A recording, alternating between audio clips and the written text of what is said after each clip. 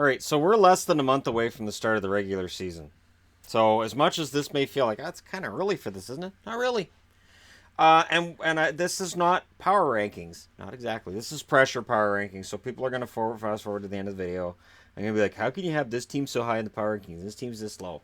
This is about which teams have the pressure to win now. So the team at number 31 doesn't have the pressure to win now. The team at number 1 has the pressure to win now. In some cases, I might be talking about Stanley Cup pressure. In some cases, I might be talking about making the playoffs. And I will specify which one is which while I'm doing the countdown. So people will fast forward to the end and complain. And I encourage you people to point out to these individuals who make comments early that they made the comment right after the video was posted. So they're not even paying attention to what the power rankings are. Number 31, I have the Islanders. Tavares is gone. With Tavares gone, there's no pressure. Nobody's expecting anything out of these guys. And so the pressure's off. Number 30, I have Detroit. So with Zetterberg at least missing the start of the season and possibly missing the entire year, he's meeting with a back specialist who may end up having to operate on him again. Or at the very least, he could be looking at a long rehab stint. This is going to be an interesting time for Detroit because they don't have pressure for the first time in decades. There really isn't any pressure on them. Number 29, and I went back and forth on this one. Now, Vancouver will have some pressure because they're in a Canadian market. Being in a Canadian market provides with it a certain amount of attention and pressure you may not get in certain American markets. But most Canuck fans seem to understand that this team right now is still in the rebuild process. Pettersson coming over to play is exciting. Brock Besser being healthy and good to go this fall is exciting. And the idea of Besser, Horvat, Pettersson forming that core. Quinn Hughes is going to come in later. There's some reason for excitement, but most of us understand that this year's going to be another trying year. So the pressure on the team really isn't what it could be. Number 28 is Carolina, and I went back and forth on whether to put Carolina here or anywhere along here. But they have Svechnikov coming in. They have new ownership. There were enough changes in the offseason that I think there will be some optimism with Carolina for some of their fans and some expectation of them to get better. Now, I don't qualify them as having anywhere near the amount of pressure that other teams have, but I have them ahead of these three. Number 27, Arizona. There's some expectation with Arizona right now. They do have one of the smaller fan bases in the league, so for that reason, I'm leaving them down here. And the expectation that they'll jump into a playoff spot isn't really there. The expectation is more that they'll be more competitive. So I've got them here. I've got them ahead of these four. But again, you could put almost any of these in almost any order and make it work. I just did my best to make it work for me. Number 26 is Ottawa. You know what? If Ottawa had their own number 1 draft pick in 2019, I'd have them all the way down here. And I think, honestly, Karlsson would have got moved this summer. The pressure on Ottawa is this. Yes, odds are Karlsson's probably going to leave. But they need to try to keep Duchesne and they need to try to keep Stone. Now, you don't want to overpay Duchesne like you did Bobby Ryan, but at the same time, you don't want to be losing everything off your team because now you're going into a 5 or 6 year level rebuild, and your team then has the visibility of a variety you don't want to have as a team that people don't want to go to. So Ottawa has some pressure to win this year because they don't have their own first round draft pick, but the expectation is still being tempered somewhat. I want to see what Brady Tkachuk can do, and I want to see if Duchesne can play as well for this entire coming season, as well as he did during the last half of the last season. Number 25, I have the Rangers. There will always be some pressure on a final or on an original 6 team. Not tremendous amount of pressure on the Rangers, but I think there's some expectation of somewhat of a bounce back at least because of the fact that Lundqvist doesn't have very many years left in his career, and it would be nice to see him get one more playoff run and see what he can do. And while the Rangers sold off, they didn't sell off at the level they were supposed to. Reports going into the summer were that a guy like Zuccarello, for instance, would probably be on the move, and it didn't happen. So maybe the rebuild in New York has been scaled back because maybe they see something there that we don't. And maybe adding Anderson is going to make a huge difference for this team. We'll see. Number 24, Chicago. Again, an original 6 team. They had a down year this past season, and I think the expectation will be, at least here, if Crawford's healthy, if Crawford plays, and he plays like Corey Crawford can, this expectation will go up. And it'll go up quickly. I'm talking about like if they come out of the first 2 weeks of the season and say 4-1-1, and Crawford looks fantastic, there's going to be people saying, "Oh, looks like the Hawks are back," and you're going to see articles everywhere. Hawks are back. They're contenders again. 1 year down, they're back. At 23rd, I have Buffalo, and Buffalo's an interesting one. The pressure's there now to get better, because they did acquire Jeff Skinner for nothing off of their roster, and they did pick up something in the trade for Ryan O'Reilly that combined with that, and hopefully an 82-game healthy season from Jack Eichel. Casey Middlestad coming in as well, and don't forget that Dolan kid on the blue line. There's a lot of expectation that Buffalo's going to get better quickly, and so the pressure is on them to finally start showing signs that they're coming out of that rebuild. Not necessarily playoffs. It could happen if everything falls in their direction, but at least being close, at least being like a 500 team and looking like they're ready to make that step is important. And I think it's important for their fan base after years of struggling. At 22, I have Florida. Based on this past season, I would have had Florida higher, but again, they have a smaller fan base, and the expectation is with Luongo and Reimer, is that a goaltending tandem that's going to win you a cup? Most people would say no. And so I looked at the expectations, and I thought, you know what? The expectations on Florida are going to be low. They did miss the playoffs. They would have made them in the West, but it doesn't matter. They missed the playoffs at the end of the day. And there are still a lot of people that I think are sleeping on a team that I think could be very dangerous. At number 21 is Philly. Why isn't Philly higher? Because Flyer fans know Carter Hart's on the way. Their defense is young and talented. Most of their core isn't past its prime. There's a lot of reasons if you're a Flyers fan right now to say, well, if we don't win this year, there's hope for next year and the year beyond. And that was something that I took into consideration with this as well, was how many of these teams look like if they want to win, they got to do it now, and Philly's not that team. Couturier, I think, has started to show exactly what he's made of, and I think he'll follow that up with another excellent season this year. So we'll see if I'm right or not pretty darn quick. At number 20, I have Colorado. Now, Colorado made the playoffs last year, but the expectation that they're going to take this huge leap forward isn't really there. Most people are projecting them to finish 4th or 5th in the division. The magazines that I've gone through, the annuals, everybody seems to have them in that 4 or 5 position. Mostly 4. So again, the expectation is they're going to finish behind a few teams, and nobody's expecting a tremendous amount from them this season. The pressure's not there. And McKinnon's not old. Rantanen certainly isn't. Jost is still developing, and they've got Makar on the way and other players as well. So, yeah, it's not a pressure situation in Colorado. Now at 19, I have Montreal, and I have Montreal at 19 because of both the fans and the media. The expectation is this in Montreal: Domi's gonna bounce back. And he's going to produce at the level he was supposed to. Being out of Arizona is going to help him, and it might. And I keep reading Montreal fans saying Carey Price is one of the best goalies in the league, or the best goalie in the league, which is fine if you believe that. But that also means there's a certain amount of pressure that goes with that. He will be expected to steal games, much like Hasek did for the Buffalo Sabres in the late 90s. He will be expected to be that game stealer that I don't know if he is anymore, but that's the expectation, and there's going to be an expectation as well the team's going to bounce back.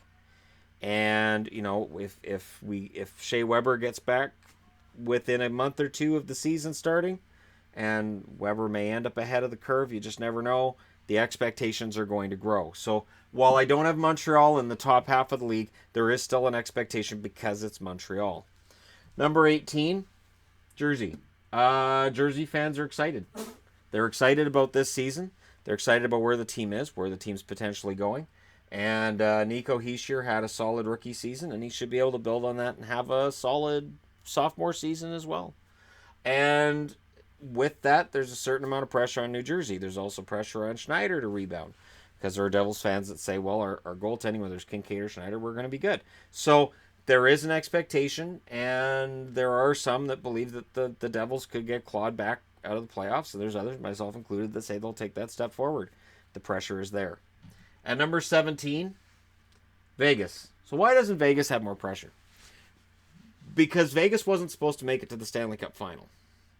If Vegas makes the playoffs again this year, people are going to be happy. There is not an expectation that Vegas is going to run the table, they're going to be a President's Trophy winner, or that they're going to win the Cup. There is not any pressure on Vegas. If they make the playoffs this year and they're out in the first round, I think their fandom would be quite happy. Like, wow, we've got a solid team that's made the playoffs both of its first 2 seasons in the NHL, which I have to think would be a record.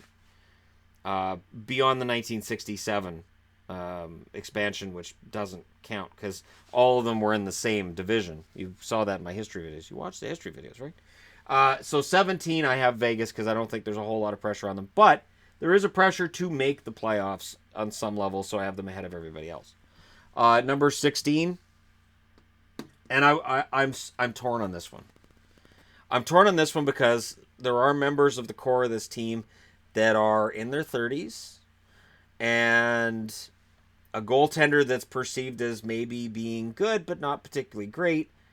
I don't know whether to move them up because there's a belief you have to get this done while Eric Stahl's still producing, or move them even further down because there are some young prospects coming up, and Minnesota Wild fans aren't expecting a Stanley Cup from them. So I put them right around the middle for that reason.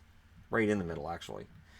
15, I've got Dallas, and that's a tough one. Dallas, there's an expectation Heiskanen's going to come in. He's going to be a top 4 defenseman. If Bishop's healthy, there's no reason this team can't make the playoffs. That's the expectation. I have a greater amount of pressure on Dallas than on Colorado because Colorado made the playoffs when they weren't supposed to, and Dallas missed the playoffs when they weren't supposed to miss the playoffs. So there is a certain amount of expectation that Dallas should be able to bounce back and get the playoffs. Because when people talk about teams that are have-nots, you don't usually think of Dallas. And yet they've been a have-not for a while. This is why the just writing a blank check to Tyler Seguin doesn't really work. So it's going to be interesting to see how that works. And if Tyler Seguin looks like he's headed for UFA status, that cranks up the pressure on Dallas to win now, or trade him out for somebody who can help them win now, which is tricky. Number 14, St. Louis.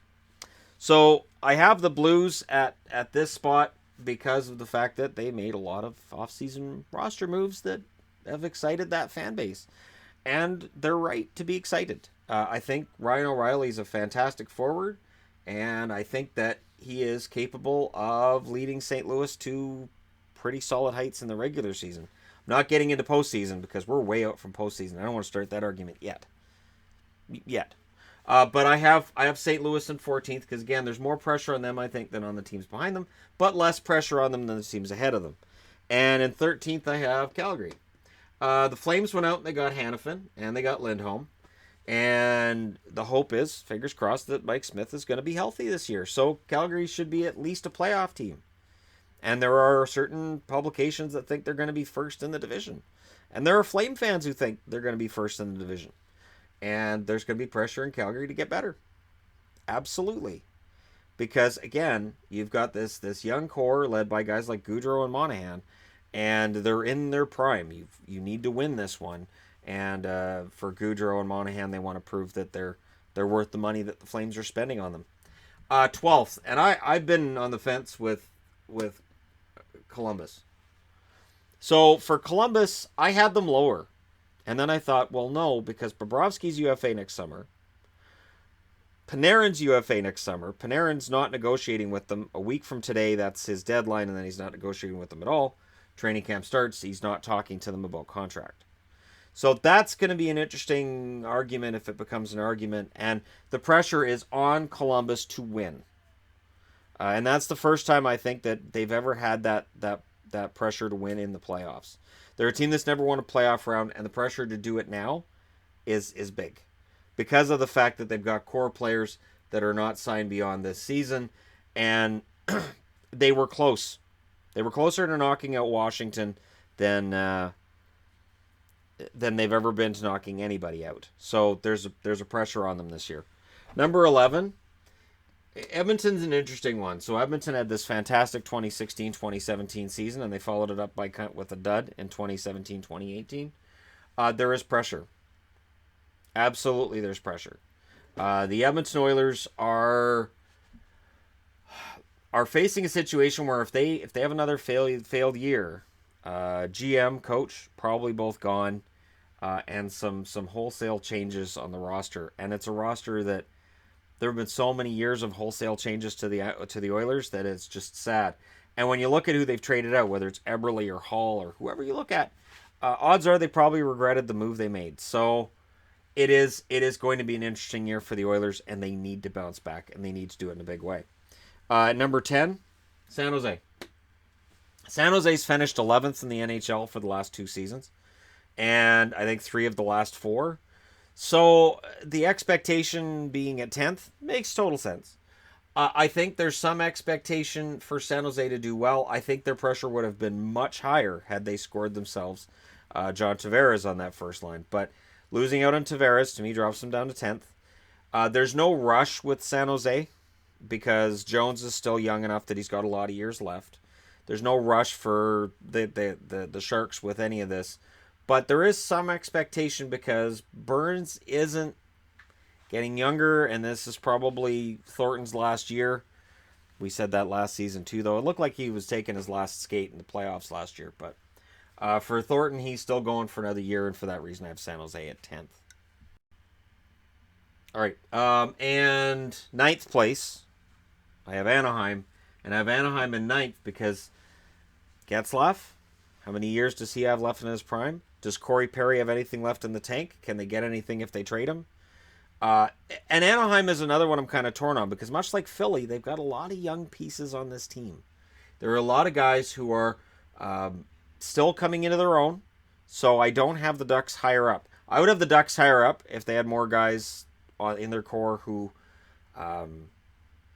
were on their way potentially on the downside. And I'm talking about Getzlaf here because, again, he's got a lot of miles on him, and he's had issues with injuries in the past, and the pressure's there for them to win now. And without Kessler, it could be rough. Now, if Kessler plays this year, even if Kessler plays, he didn't look like Ryan Kessler last year when he did, and so there's some pressure with or without him in the lineup. It just changes. At 8, I have Boston, and I have Boston at 8 because Boston's another team. They got some good young players, but Bergeron, Krejci, Rask, Chara. There's some old guys here. And there's some guys who've played a lot of hockey. And once they're gone, I don't know better than anybody else whether or not Boston's still a contender. I don't even really consider them a cup contender right now. But I will say this. With those aforementioned players and all the young kids who've come in, and guys like Krug and guys like McAvoy and all this stuff, there's pressure in Boston to win. There's an expectation in Boston to win this season. And I think that's going to be pretty strong. And so for that reason, I have them at 8th. At 7th, the Kings were revolutionary in their thinking this past offseason. Or this offseason, I should say. Getting older when the rest of the league's getting younger by picking up Kovalchuk. Now, Kovalchuk may score you 30. I do wonder if he may cost them at the other end of the rink, though. And I'm going to be very curious to see how his speed has been affected by the aging process over the last 5 years. And we'll see what the Kings are made of. But the pressure's there because a lot of their core players are older. And I don't know how many of the young guns they've got coming up, whether it's Kempe, Iafallo, even Velarde to some extent. How many of these guys who are coming in or who are developing and improving, how many of these guys are going to be a part of a winning core? You can build a core. It's a matter of whether it's going to be a winning core or not, and that's tricky. They've got the parts they need to win right now, including Jonathan Quick in net, and there's a lot of pressure on them to win with that Kovalchuk contract. At number 6, these guys would have been number 1 last year. Capitals. The pressure to repeat is lower than the pressure on 5 other teams that I have on the board. The pressure's there. That's why they're ahead of so many other teams. But they finally did it. They ascended the mountain and they're Stanley Cup champions. And for that reason, I have them down at 6th on the pressure power rankings. Number 5, Pittsburgh. So Pittsburgh and Washington, these two go hand in hand everywhere. And there's more pressure on Pittsburgh to win a third in 4 years than there is on the Capitals to repeat. The Capitals have finally done it. They've done all the keg stands imaginable to destroy the Stanley Cup. And it could just fall to pieces when Pittsburgh holds it up if they get it at the end of this coming season. Maybe that was the plan. But Pittsburgh, I think there's a lot of pressure on them because of the fact that Crosby's in his 30s. And you have to start asking yourself, how many more seasons does he have as one of the best players in the league before his play is going to start to drop? And then Malkin is around that same age. So you could see both Crosby and Malkin start getting scaled back. And then it's a matter of what replaces them. So that puts Pittsburgh on the board at number 5 for me. Number 4, there's pressure on Nashville. After last season's collapse against Winnipeg, there's pressure on Nashville. After the Stanley Cup final run they had 2 years ago, 2 seasons ago, technically it was the summer or spring of 2017 when even Abbotsford became Nashville country. But Nashville is on the clock because of the fact Pekka Rinne is getting near the end of his time as a starter. And I know people love Saros, but the thing is, there's no telling with Saros what you're going to end up with. I remember at the end of Patrick Waugh's run, the idea was that Abbotsford's going to be, an excellent starter. Not Patrick Waugh, but he's going to be good enough. And then it just didn't work out that way. So I'm not saying that UC Saros is necessarily David Abbotsford. I'm just saying until a goaltender's in that starter position for an entire season, we don't know what we have. And so for Nashville, they're going to want to win one with Pekka in net, if that's possible. And depending on who you ask, it either is or it completely isn't. Number 3, Tampa. Tampa is the team in the States with the most pressure. The pressure on Stamkos is huge. He needs to show up in a Game 7 and score himself a hat trick. He has got to show in a Game 7 that he is one of the best players of his generation. Because we are at a stage now where Stamkos at age, I want to say 28, he's 20, I'm pretty sure he's 28. He's either 28 or 29. You're getting into that range where maybe he just doesn't win it. Maybe it never happens for him. And that's going to start to become part of the conversation. Now, Tampa has some excellent young pieces too, and Vasilevsky in net is an amazing option and all, and he's one of the best goalies in the league, if not the best, depending on who you ask. But while I love Vasilevsky's game, I got to fix that. It'd drive me nuts. But while I love Vasilevsky's game, I do have some concerns, and I do think there's a lot of pressure on Tampa to win right now. Because, again, they've been doing everything they can to make sure they can keep everybody and keep it all under the cap, and it's fantastic. That can't continue forever. At some point, they're going to lose some key part somewhere due to the salary cap. So there's pressure on them to win. Number 2, Winnipeg. Everybody expects Winnipeg to win a Stanley Cup this year. Winnipeg is under a ton of pressure right now.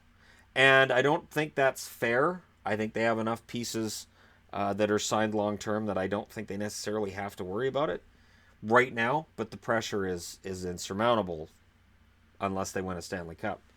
And the only city that's putting more pressure right now, holy cow. When Toronto signed John Tavares, I knew it was going to be a lot. But, wow. The pressure in Toronto is insane. And members of the defense are being asked, hey, what do you guys feel about being called the Achilles heel of the team? And what are they going to say? Oh, that's fantastic?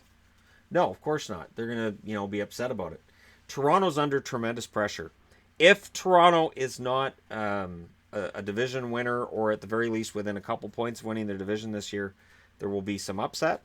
If Anderson has any kind of slump during the season, if that defense does struggle, there's going to be a lot of very upset Toronto Maple Leaf fans. Maple Leaf fans this summer, and again, rightfully so, have been very excited about this team going forward. You got Tavares, Matthews, Kadri down the middle.